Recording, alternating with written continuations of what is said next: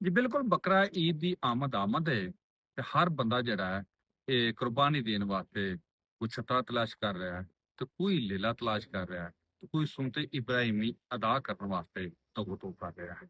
ਮੈਂ ਜਿਸ ਜਗ੍ਹਾ ਤੇ ਮੌਜੂਦ ਹਾਂ ਇਹ ਜਗ੍ਹਾ ਅਲੀਪੁਰ ਚੱਠਾ ਦੀ ਮਿਊਨਿਸਪਲ ਕਮੇਟੀ ਦੀ ਤਜਵੀਜ਼ ਕਰਦਾ ਜਿਹੜੀ ਇਹ ਜਗ੍ਹਾ ਹੈ ਕਿ ਇੱਥੇ ਮਵੇਸ਼ੀ ਮੰਡੀ ਔਰ ਬੱਕਰਾ ਮੰਡੀ ਲਾਈ ਜਾਏ ਤਾਂ ਕਿ ਅਲੀਪੁਰ ਚੱਠਾ ਦੇ ਜਿਹੜੇ ਨੇ ਵਪਾਰੀ ਸ਼ਹਿਰੀ ਜਿਹੜੇ ਨੇ ਅਸਲ ਤਰੀਕੇ ਨਾਲ ਸੁਨਤੇ ਇਬਰਾਹਿਮੀ ਅਦਾ ਕਰਨ ਵਾਸਤੇ ਇਥੋਂ ਜਾਨਵਰ ਖਰੀਦ ਸਕਣ। ਮੇਰੇ ਅੱਖ ਵਿੱਚ ਵੇਖ ਲਓ ਇਸ ਮੰਡੀ ਦੇ ਵਿੱਚ ਜਿਹੜੀ ਜਗ੍ਹਾ ਤਜਵੀਜ਼ ਕੀਤੀ ਗਈ ਹੈ, ਨਾ ਤੇ ਇੱਥੇ ਕੋਈ ਜਾਨਵਰ ਤੋਂ ਨਜ਼ਰ ਆਵੇਗਾ, ਨਾ ਹੀ ਇੱਥੇ ਕੋਈ ਬੁਨਿਆਦੀ ਸਹੂਲਤ ਨਜ਼ਰ ਆਵੇਗੀ। ਮੇਰੇ ਅੱਖ ਵਿੱਚ ਵੇਖ ਲਓ ਦੋ ਕਮੇਟੀ ਦੇ ਜਿਹੜੇ ਮੁਲਾਜ਼ਮ ਬੈਠੇ ਨੇ, ਨਾ ਤੇ ਇੱਥੇ ਪਨਬਨ ਫੁੱਟੂ ਵਾਲੇ ਨੇ, ਨਾ ਹੀ ਕੋਈ ਡਾਕਟਰ ਹੈ, ਨਾ ਹੀ ਦੀਗਰ ਕੋਈ ਅਮਲਾ ਹੈ ਜਿਹੜਾ ਚੈਕਿੰਗ ਬੈਠ ਸਕੇ।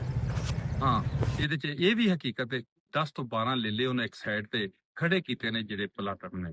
ਬਾਕੀ ਜਿੰਨੇ ਵੀ ਜਾਨਵਰ ਨੇ ਛਤਰਾ, ਬੱਕਰਾ, ਲੇਲਾ, ਬੱਕਰਾ ਜੋ ਵੀ ਹੈ ਉਹ ਰੋਡਾਂ ਦੇ ਉੱਤੇ ਰੋਡਾਂ ਦੇ ਉੱਤੇ ਘੁੰਮ ਰਿਹਾ ਹੈ ਔਰ ਪੂਰੇ ਸ਼ਹਿਰ ਦਾ ਨਾ ਹੁਸਨ ਤਬਾਹ ਕਰਨ ਦੇ ਨਾਲ ਨਾਲ ਲੋਕਾਂ ਦੀ ਜ਼ਿੰਦਗੀ ਵੀ ਅਜੀਰਨ ਕਰ ਦਿੱਤੀ। ਜਗ੍ਹਾ ਜਗ੍ਹਾ ਤੇ ਗੰਦਗੀ ਦੇ ਢੇਰ ਨਜ਼ਰ ਆ ਰਹੇ ਨੇ ਔਰ ਜਗ੍ਹਾ ਜਗ੍ਹਾ ਤੇ ਇਹਨਾਂ ਚੌਕ ਚੌਰਾਹਿਆਂ ਦੇ ਵਿੱਚ ਜਿਹੜੇ ਨੇ ਲੇਲੇ, ਬੱਕਰੇ, ਜਾਨਵਰ ਜਿਹੜੇ ਨੇ ਦਿਨ ਦਰਾਂ ਤੇ ਫਿਰ ਰਹੇ ਨੇ।